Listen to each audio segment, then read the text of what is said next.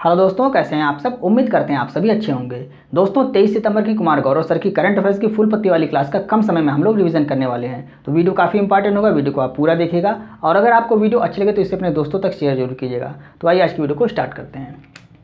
आज का पहला प्रश्न है, हाल ही में सिंधु जल संधि के संबंध में अस्थायी मध्यस्थता अदालत की बैठक कहाँ पर हुई है। स्थायी मध्यस्थता अदालत की बैठक कहाँ पर हुई है?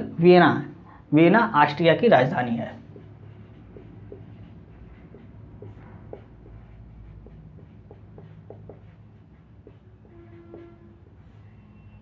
वियना ऑस्ट्रिया की राजधानी है और वियना में यह बैठक आयोजित की गई है, आपको याद रखना है। वियना डेन्यूब नदी के किनारे है, इसको भी आपको याद रखना है। और यहाँ पर ही ओपेक का मुख्यालय भी कहाँ पर है? वियना में ही है, इसको भी आपको याद रखना है।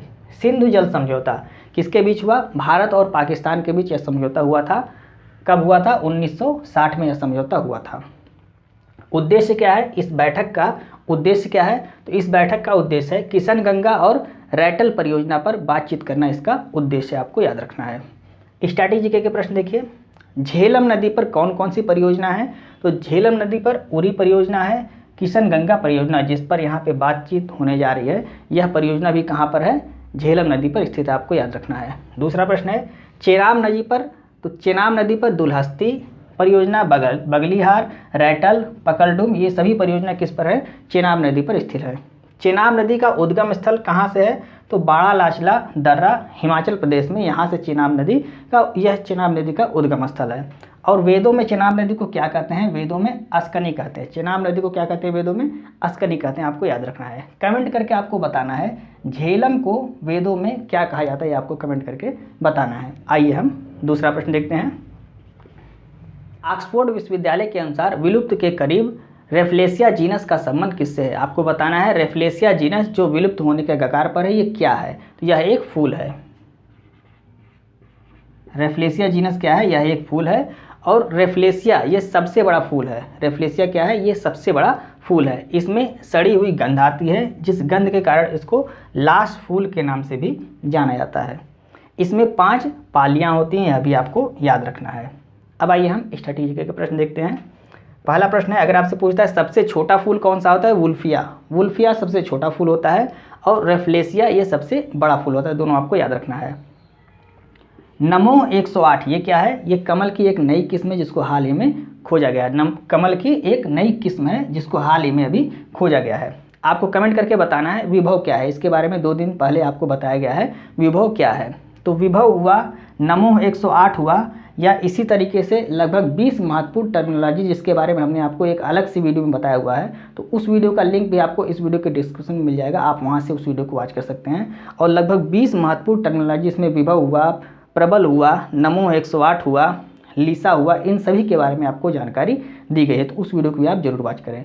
वो वीडियो एक नई सीरीज के अंतर्गत उसको बताया जा रहा है जिसमें 2 मिनट में, उसका नाम है सीरीज का द 2 मिनट शो। तो द 2 मिनट शो एक सीरीज नई चलाई जा रही है, उसमें आपको 2 मिनट में किसी एक टॉपिक के महत्वपूर्ण प्रश्नों के बारे में जानकारी दी जाएगी। तो उसका पहला वीडियो आया था जिसमें 20 महत्वपूर्ण टर्मिनोलॉजी के बारे में हमने बताया हुआ है। तो उस वीडियो का लिंक आपको इस वीडियो के डिस्क्रिप्शन में मिल जाएगा, आप वहां से उस वीडियो को वॉच कर सकते हैं और लगभग 20 महत्वपूर्ण टर्मिनोलॉजी के बारे में आप आसानी से समझ सकते हैं।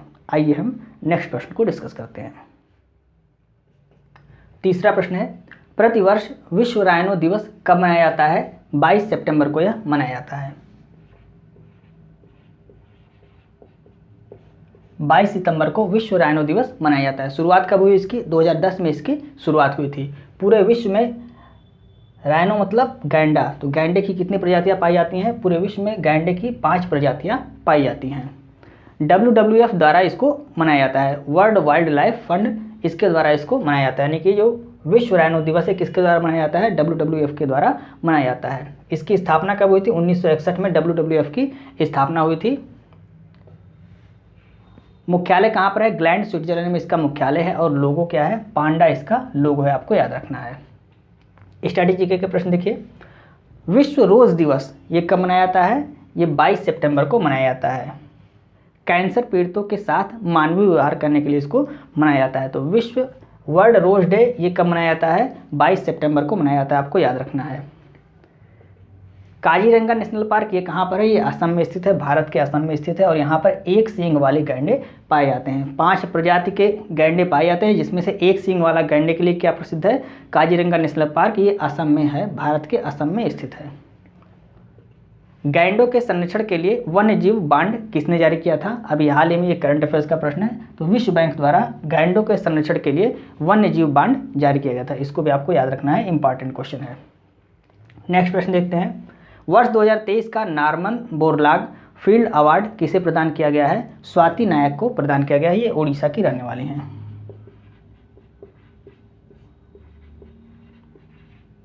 स्वाति नायक को यह पुरस्कार प्रदान किया गया है। ये कहाँ की रहने वाली हैं? ये उड़ीसा की रहने वाली हैं, आपको याद रखना है।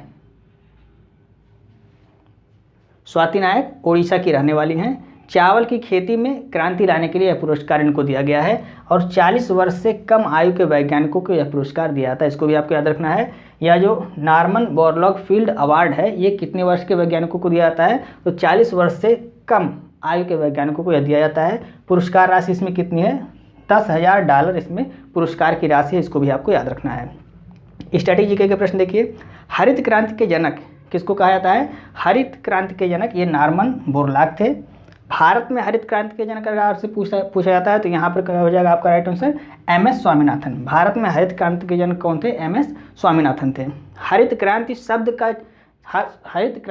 के जनक कौन थे? अब केवल यहाँ पे आपसे पूछा जा रहा है हरित क्रांति शब्द के जनक कौन थे? तो विलियम गॉड ये हरित क्रांति शब्द के जनक थे। इसको भी आपको याद रखना है। राष्ट्रीय चावल अनुसंधान केंद्र ये कहाँ पर है? कटक में ये राष्ट्रीय चावल अनुसंधान केंद्र है, आपको याद रखना है। अंतर्राष्ट्रीय चावल अनुसंधान केंद्र ये कहाँ पर है? मनीला फिलीपींस में। अंतर्राष्ट्रीय चावल अनुसंधान केंद्र कहाँ पर है? मनीला फिलीपींस में है। आपको कमेंट करके बताना है HD3385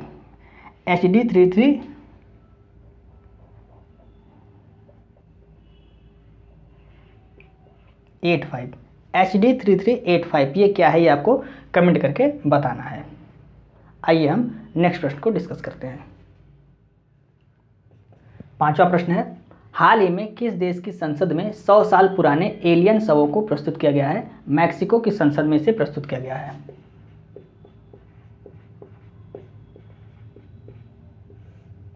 मैक्सिको की संसद में 100 साल पुराने एलियन शवों को प्रस्तुत किया गया है। इस शव की खास बात क्या है? या जो एलियन के शव प्राप्त हुए इसकी खास बात क्या है? तो यहाँ पर 3 उंगलियां हैं, यानी कि मनुष्य के हाथ में 5 उंगलियां होती हैं। इसके हाथ में कितनी उंगलियां हैं? 3 उंगलियां हैं। इसकी खोपड़ी जो है लंबी है। हड्डी इसकी क्या है? ये हल्की इसकी हड्डी है। हड्डी क्या है इसकी? हल्की है। और पेट में इसके गांठें पाई गई हैं। अब कुछ लोग का मानना है ये जो गांठें हैं ये एलियंस के अंडे हो सकते हैं। जो गांठें हैं ये क्या हैं? एलियंस के अंडे हो सकते हैं। तो पेट में इनकी गांठें हैं, 3 उंगलियां हैं, इनके हाथ में 3 उंगलियां हैं, इनकी खोपड़ी लंबी है और इनकी जो हड्डी है ये हल्की है। ये सब इनकी खास बात है जो यहाँ पे शव प्रस्तुत किए गए हैं। इसको पेरू से प्राप्त किया गया है। मैक्सिको के संसद में इसको प्रस्तुत किया गया है। इसको प्राप्त कहाँ से किया गया है इस शव को? तो पेरू से इसको प्राप्त किया गया है। मैक्सिको की राजधानी क्या है? मैक्सिकन सिटी ये मैक्सिको की राजधानी है। पेरू की राजधानी क्या है? लीमा ये पेरू की राजधानी है। और क्यूबा की राजधानी क्या है? हवाना ये क्यूबा की राजधानी है। इसको भी आपको याद रखना है। स्ट्रैटेजी के प्रश्न देखिए। USA और कनाडा को अलग करने वाली अक्षांश रेखा कौन सी है? 49 अंश अक्षांश रेखा। इसको आपको याद रखना है, इंपॉर्टेंट है। USA और मैक्सिको को अलग करने वाली नदी कौन सी है? तो USA और मैक्सिको को अलग करने वाली नदी कौन सी है? रियो ग्रैंडी नदी। इसको भी आपको याद रखना है। और मैक्सिको और क्यूबा को अलग करने वाली जलसंधि कौन सी है? युकाटन जलसंधि। ये भी इंपॉर्टेंट, तीनों प्रश्न इंपॉर्टेंट है, आपको याद रखना है। 6वां प्रश्न देखते हैं।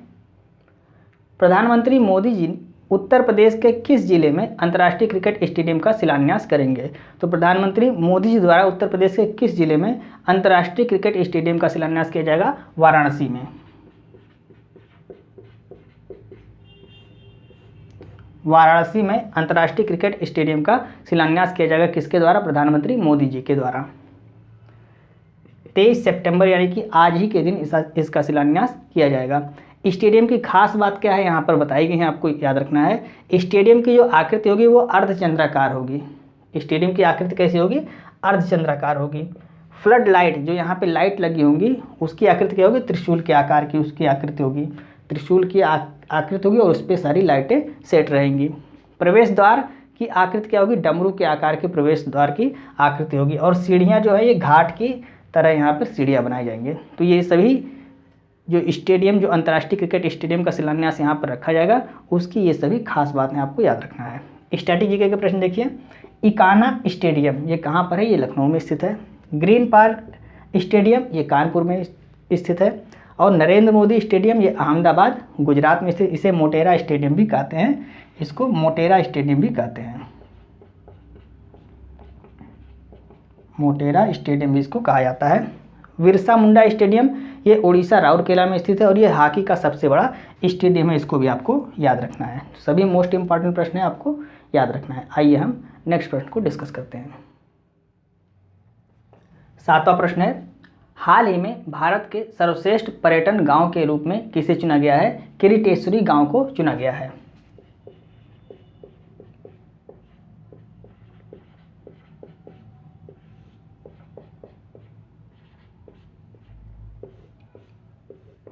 किरीटेश्वरी गांव को चुना गया है, ये पश्चिम बंगाल में स्थित है। यह गांव कहाँ पर है, पश्चिम बंगाल में स्थित है। पश्चिम बंगाल में कहाँ पर, तो मुर्शिदाबाद के पश्चिम बंगाल में यह गांव स्थित है, आपको याद रखना है। किरीटेश्वरी मंदिर भी इसी गांव में स्थित है, यह भी आपको याद रखना है। स्टैटिक जीके का प्रश्न देखिए, भारत का पहला विलेज एटलस किसे घोषित किया गया है, मायम। ये मायम कहाँ पर स्थित है, गोवा में स्थित है, इसको भारत का पहला विलेज एटलस घोषित किया गया है। मुर्शिदाबाद की स्थापना किसने की थी, मुर्शिद कुली खान ने मुर्शिदाबाद की स्थापना की थी, इसको भी आपको याद रखना है, इतिहास का इंपॉर्टेंट क्वेश्चन है। नेक्स्ट प्रश्न है, हाल ही में प्रमिला मलिक किस राज्य विधानसभा की पहली महिला अध्यक्ष चुनी गई हैं, ये उड़ीसा विधानसभा की पहली महिला अध्यक्ष चुनी गई हैं। उड़ीसा विधानसभा की पहली महिला अध्यक्ष चुनी गई हैं, आपको याद रखना है। पार्टी कौन सी है, बीजू जनता दल पार्टी इनकी पार्टी का नाम है। मुख्यमंत्री कौन है, उड़ीसा के नवीन पटनायक, ये उड़ीसा के मुख्यमंत्री हैं। 6 बार एमएलए रह चुकी हैं, ये जो प्रमिला मलिक जी हैं ये 6 बार एमएलए रह चुके हैं, इसको भी आपको याद रखना है। स्टैटिक जीके का प्रश्न देखिए, राष्ट्रपति द्रौपदी मुर्मू जी ये कहाँ की रहने वाली हैं, मयूरभंज उड़ीसा की रहने वाली हैं। झारखंड की पहली महिला राज्यपाल इनको बनाया गया, मतलब यह झारखंड की राज्यपाल रह चुकी हैं और झारखंड की पहली महिला राज्यपाल कौन रही हैं, द्रौपदी मुर्मू जी रही हैं। यशवंत सिन्हा को हराकर इन्होंने राष्ट्रपति का पद ग्रहण किया था। तो राष्ट्रपति कैसे बनी थी, यशवंत सिन्हा को इन्होंने हराया था, उसके बाद यह भारत की राष्ट्रपति बन गई। सूरीनाम का सर्वोच्च सम्मान भी हाल ही में इनको प्राप्त हुआ, आपको याद रखना है। भारत का एक राष्ट्रपति होगा, ये अनुच्छेद किस भारतीय संविधान के किस अनुच्छेद में कहा गया है, अनुच्छेद 52 में कहा गया है कि भारत का एक राष्ट्रपति होगा। हाल ही में किस भारतीय को रैमन मैग्सेसे अवार्ड दिया गया है, डॉक्टर रवि कन्नन को दिया गया है, ये भारतीय हैं और इनके साथ ही 3 अन्य लोगों को भी दिया गया है। इस बार 4 लोगों को रैमन मैग्सेसे पुरस्कार दिया गया है, जिसमें से डॉक्टर रवि कन्नन ये भारतीय हैं, इसलिए आपको याद रखना है। आइए हम नेक्स्ट प्रश्न को डिस्कस करते हैं। 9वां प्रश्न है, ICC player of the month का खिताब 3 बार जीतने वाले पहले पुरुष खिलाड़ी कौन बन गए हैं, बाबर आजम, ये पाकिस्तान के खिलाड़ी हैं।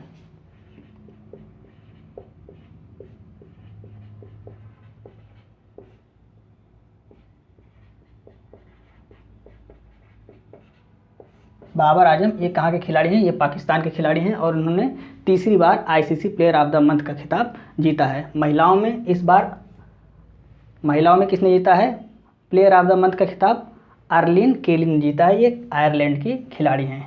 तो दोनों आपको याद रखना है, पुरुष में बाबर आजम ने जीता है और महिलाओं में अर्लिन केली ने जीता है। स्ट्रैटेजी के प्रश्न देखिए, आईसीसी क्रिकेट विश्व कप 2023 के बारे में महत्वपूर्ण जानकारी, इसके बारे में हम डिस्कस करते हैं। संस्करण कौन सा है, 2023 में 13वां संस्करण है।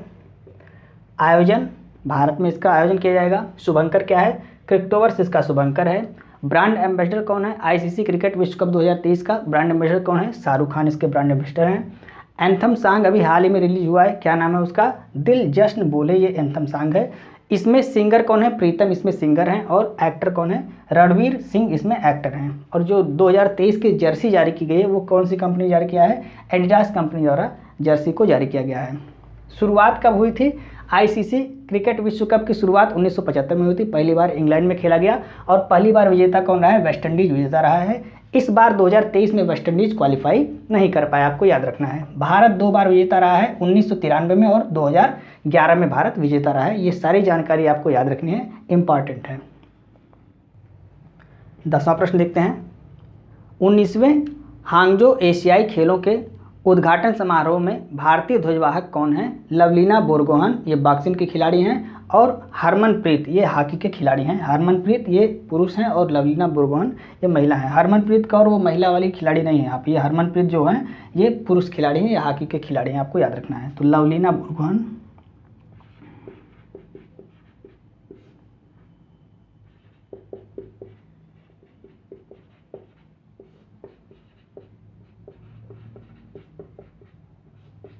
लवलीना बोरगोहन बॉक्सिंग और हरमनप्रीत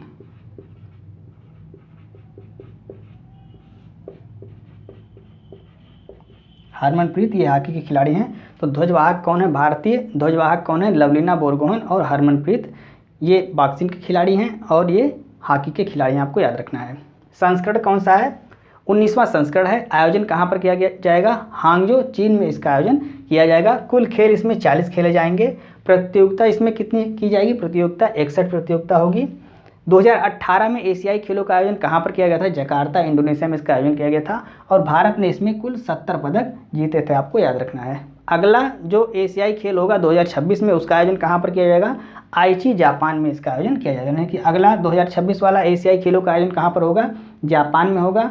ये 2023 में जो हो रहा है ये कहाँ पर हो रहा है? ये चीन में हो रहा है। और इससे पहले जो 2018 में हुआ था वो कहाँ पर हुआ था? जकार्ता, इंडोनेशिया में होता है। तो ये सभी आपको याद रखने हैं। तो ये थी फूल पत्ती वाली क्लास के 10 महत्वपूर्ण प्रश्न, जिसको हमने कम समय में आपको रिवाइज कराने की पूरी कोशिश की। उम्मीद है आपको वीडियो अच्छी लग रही होगी। यदि आपको वीडियो अच्छी लग रही है तो आप इसे अपने दोस्तों को जरूर शेयर करें और वीडियो को लाइक और सब्सक्राइब करना ना भूलें। अगर आपको इस क्लास की पीडीएफ चाहिए तो आप हमारे Telegram channel RK competition class को ज्वाइन कर सकते हैं, जिसका लिंक भी आपको इस वीडियो के डिस्क्रिप्शन में मिल जाएगा। आप वहाँ से टेलीग्राम चैनल को ज्वाइन करके पीडीएफ को प्राप्त कर सकते हैं। जो नई सीरीज चलाई गई है द 2 मिनट शो, उसको भी आप जरूर देखा करें। 2 मिनट में आपको मैक्सिमम और महत्वपूर्ण जानकारी आपको वहाँ पर उपलब्ध कराई जाएगी। मिलते हैं नेक्स्ट वीडियो में। जय हिंद।